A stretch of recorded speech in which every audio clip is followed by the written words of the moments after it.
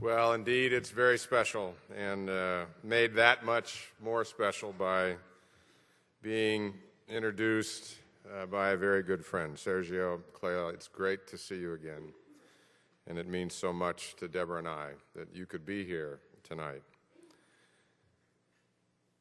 To be honest, this award really isn't about me.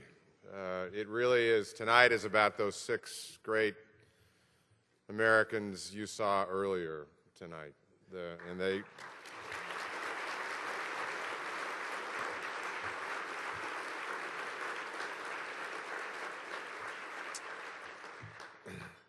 But even they would say their awards belong to the more than 2.2 million uniformed service men and women who serve our nation.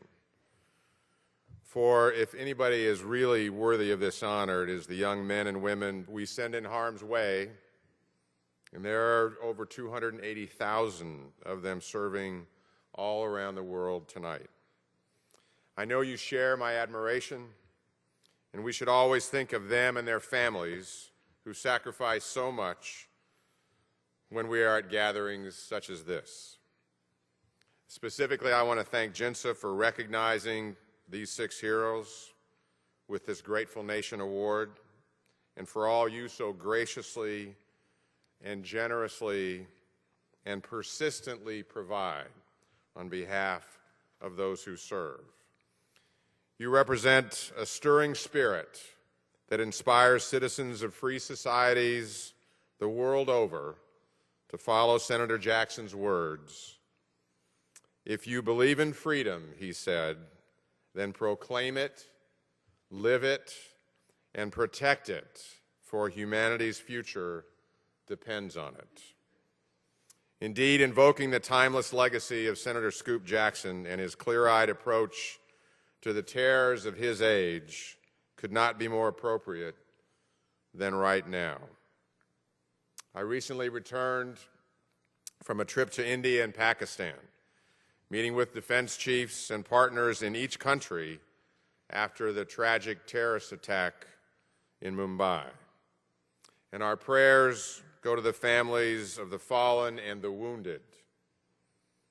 The images of 2-year-old Moshe Holtzberg, soon after his parents were mercilessly struck down in Shabbat House, should not ever leave us. We are working to prevent November 26th from becoming a tipping point towards chaos in the region by confronting once again a common enemy. Both India and Pakistan are increasingly targeted with terror, just as we have been, and the futures of these nations are bonded just as our future is with theirs. These attacks in Mumbai crossed a new threshold.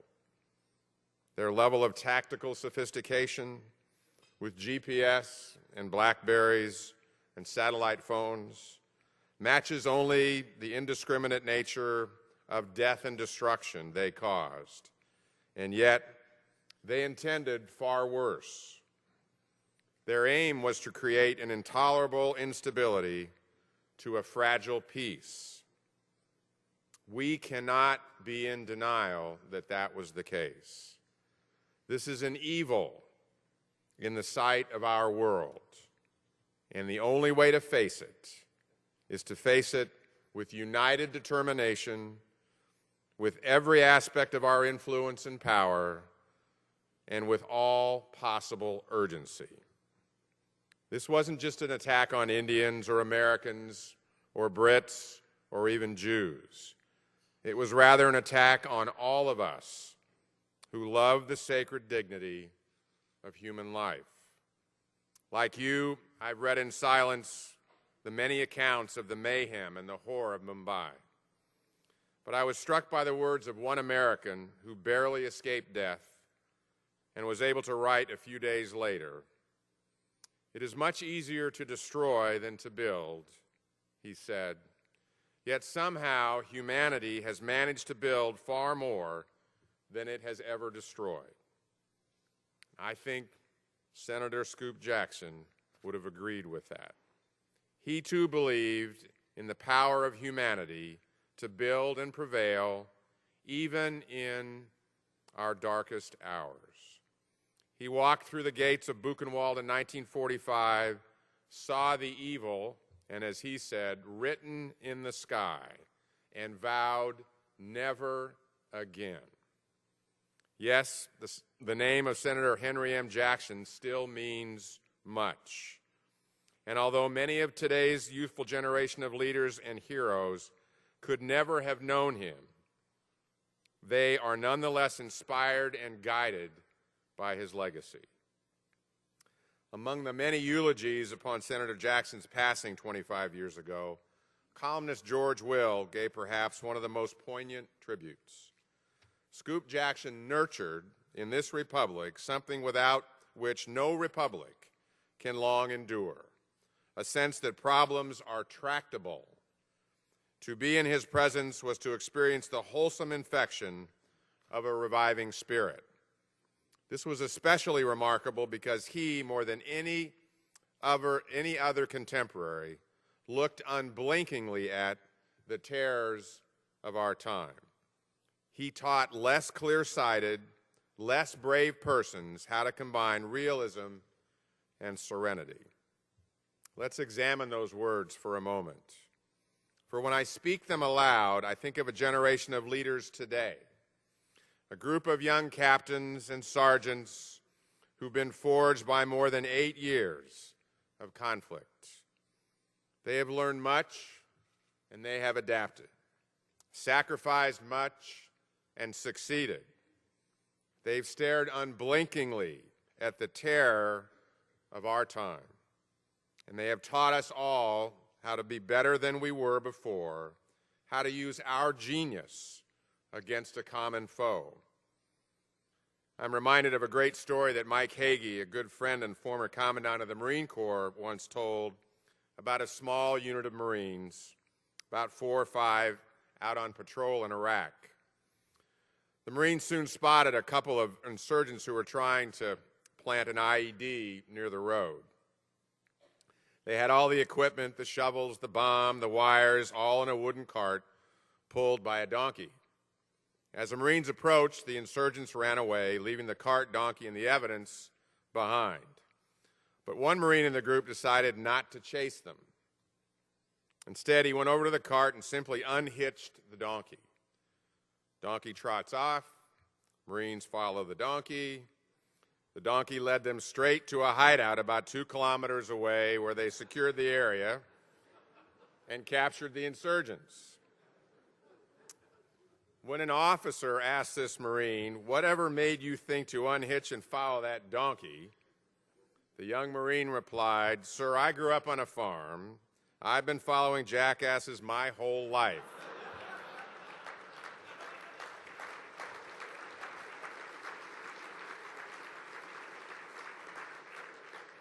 True story, and one I think that speaks to the freedom we give to our junior leaders to create and solve.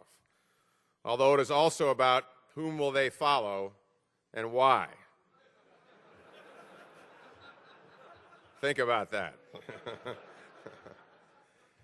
We've learned a lot in these last 7 years of war, much of it at great cost, and we would be foolish to toss that wisdom aside. We now have the most combat-experienced military in our history, and we must preserve the lessons these experiences have taught us. For they, in fact, guarantee our future.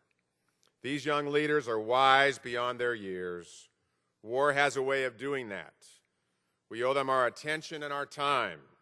We owe them the opportunity to think and to speak. We must inspire them to do that and reward them for speaking out. And for our part, we must ensure that we truly listen. We must learn to bring these lessons to the forefront of a system that is still too mired in peacetime procedures, and instead inspire a promotion and selection process that puts these young people and their ideas at the center of our universe.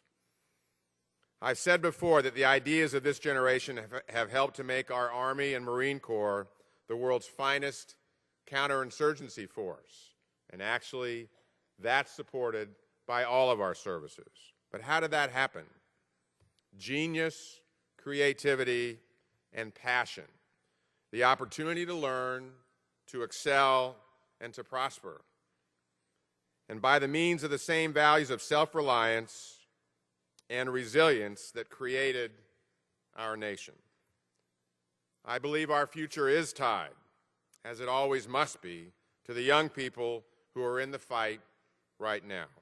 Our attention, then, must be driven to provide what really matters, driving hard for final success in Iraq, turning it around in Afghanistan, all the while continuing to care for the families of those who have borne the battle, providing more time at home in between deployments, as well as providing a lifetime of care to the wounded and the families of the fallen.